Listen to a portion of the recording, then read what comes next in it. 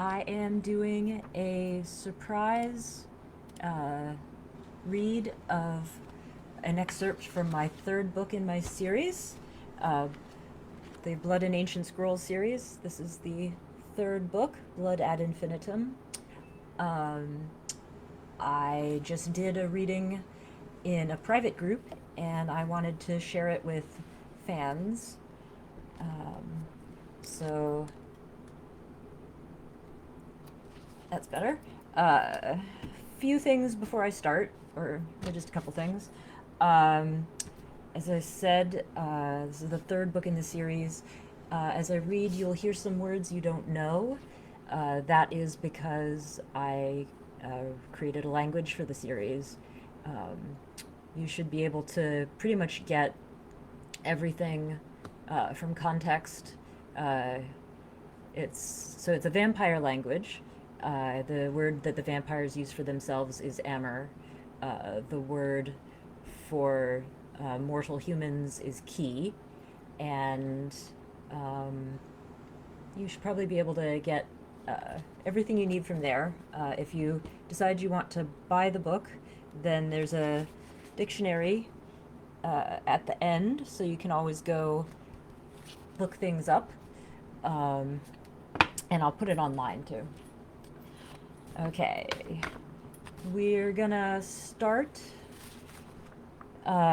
pretty early on in the book. Our protagonist, Anushka, or Noosh as she prefers, is meeting the Amer of London. They're a very international bunch of vampires, so uh, she's learning a lot of things as she hears their stories, and to her surprise, she's learning a lot about her lover. Um, so let's get started. "Excuse me," came a new female voice behind me, and I jumped. Letting Amer sneak up on you is a very bad habit that will fast be cured by surprise death. This Amer was another intimidating beauty. She wore a pleated black tank top that mostly existed to cup her distractingly braless small breasts. The lack of fabric exposed a lot of parchment-colored skin. Her hair was the darkest auburn, almost burgundy, cut short and tousled artistically, framing her chiseled face. Huge, warm brown eyes examined me from under dramatically arching thick brows. She was all cheekbones and eyes, and lips, soft pink lips. "Vérène, I didn't think you would make it." Sanjia rose gracefully and threw her arms around the newcomer. After a very sensual kiss, which I watched with interest because it was rare to see Amer kiss each other in greeting, they settled down on the rug Sanya had been lounging on by herself, arms entwining around each other. It made a very distracting picture. "I am very sorry I am late." Vérène spoke earnestly and in a charming accent. I almost didn't realize it was a French accent. It was so strangely fluid. "The flight was late, and then—" She finished her sentence by waving her hands dismissively, a very French gesture. "Key transportation can be so tedious," Sanjia said caressingly to the Amer in her arms, and then added, "My love, Noosh here was just asking about the time in my life when you became my Frithaputhra." "I was?" Vérène focused her warm brown eyes on me. "I have heard about you," she faltered. "Noosh, Mouet?" Yes, it's Noosh," I assured her, trying not to sigh. "I have heard about you," she explained to me in her flowing accent. "And you seem a very accomplished lady. So, you wish to know about me?" I mean, sure I did. I hadn't been expecting a third tale around the hookah, but all of this was amazing and I didn't want it to stop. "I would love that. Please, Vérène." "It is not a glad story," she warned me. Her face was serious. Sanjia snuggled closer to her, also looking solemn. What the hell were they about to lay on me? It was the year 1244, in this new Gregorian calendar, but we still used the Julian, when we bothered with dates at all. We were more interested in other things, the growth of our crops, and our cattle, and our children, and the growth of our souls. We were Cathars, you see, and they also called us Albigensians. We followed the teachings of the Bagamils, the true friends of God, those who had rejected the corrupted church. We rejected the cross, the gaudy houses of worship, for our bodies were our temples. I saw you start at the name. Yes, he who still calls himself Bagamil was our leader then. He was Ignace the Bagamil when my beloved Sanjia, then going by the most lovely name Sandrine, introduced me to him in person. The name Bagamil has evolved from that over the years since, I suppose. You must ask him. As I smell it in your Vunangya, you are lovers with him, so it will not be hard for you to ask questions of the Aogist of Aogisteish. Je dois dire, I would much rather hear your stories than bore you with my own. Because you were late, you missed her stories. Sandrine, gave Vérène a squeeze that made her wriggle distractingly. Maybe you can get her to repeat them all to you later, but now you will tell her that part of our tale. Oui, madame! Vérène pretended to be submissive and kissed her Patar's cheek. From the look Sanjia shot her, I could tell this was far from the truth.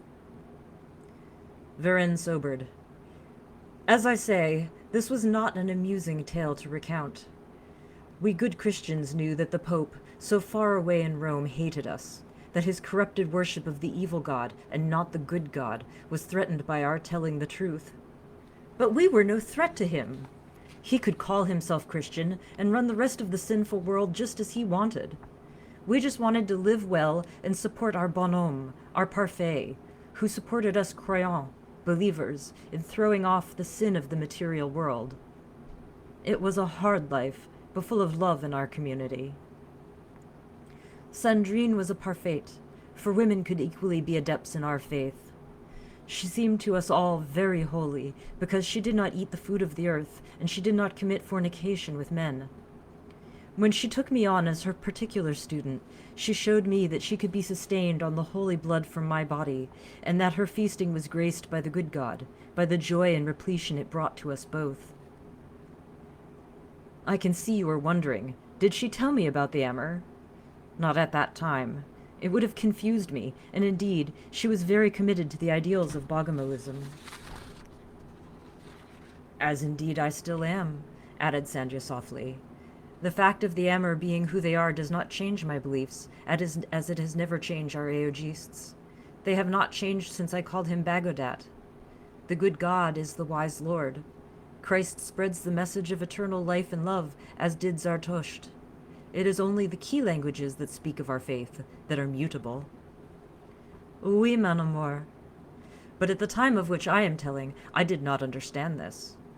And I did not understand the threat to our tough but cherished life, not until Pope Innocent III began his hateful persecution of us.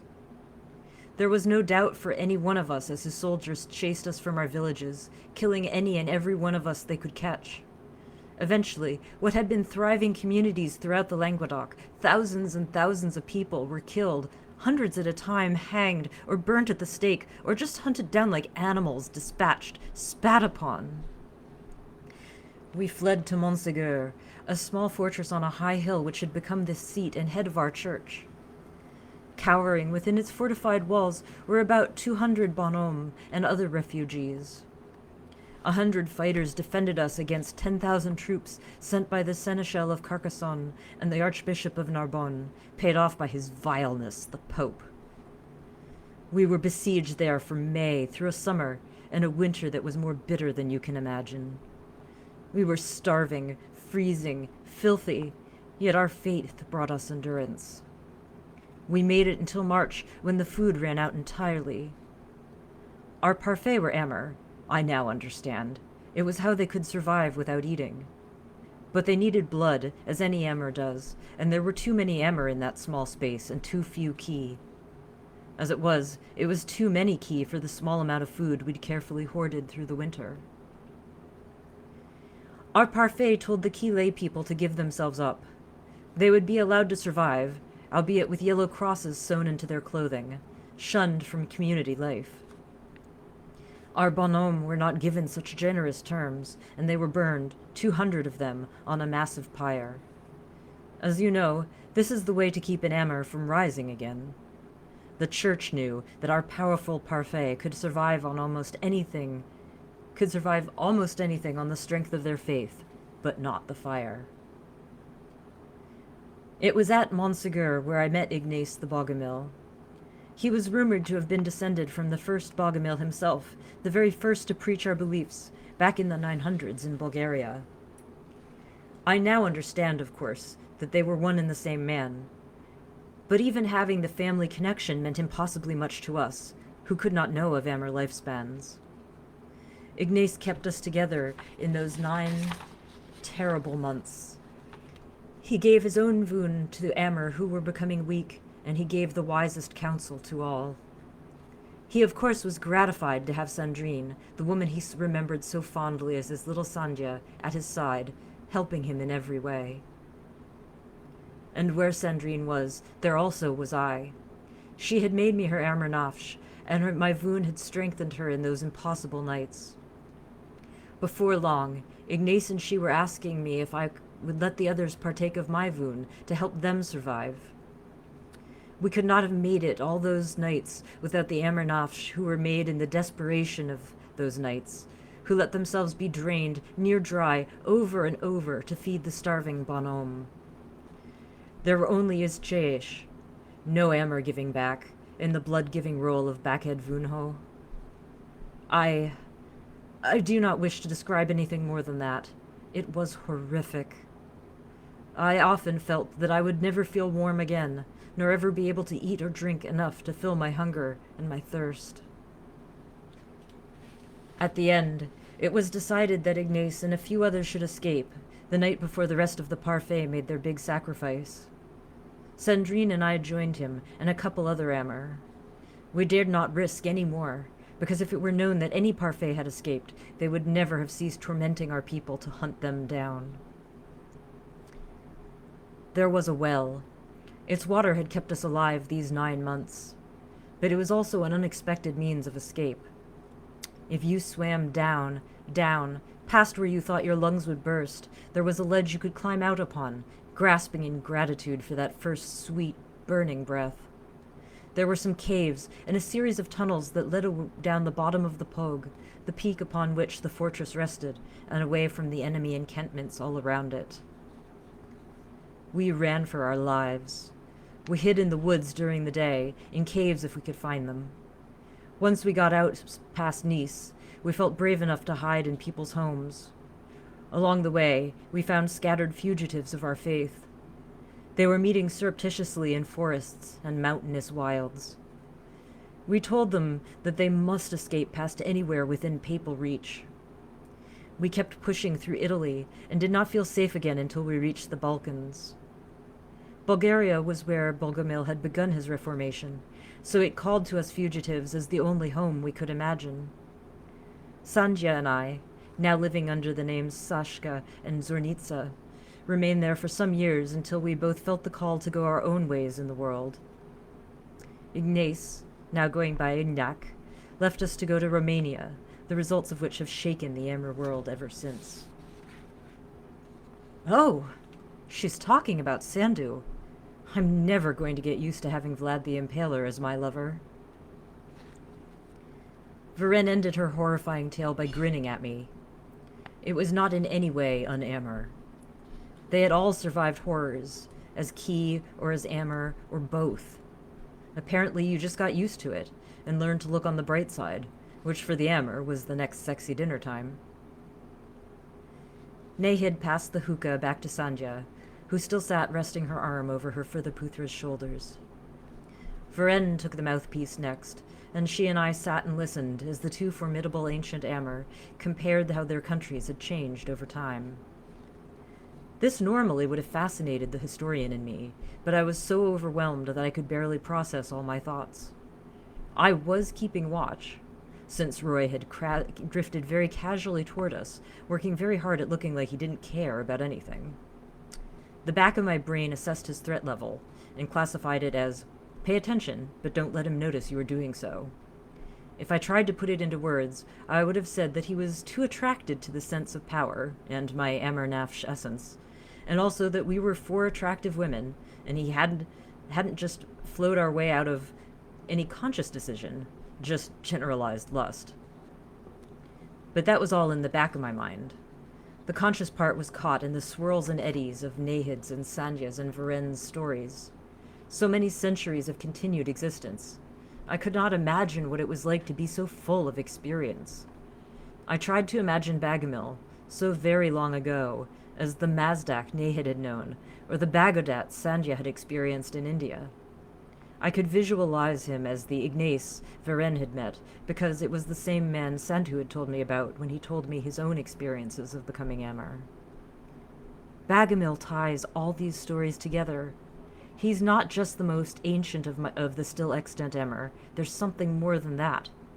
Who is my beloved? So I'll stop the reading there. Thank you for listening. I hope you enjoyed it.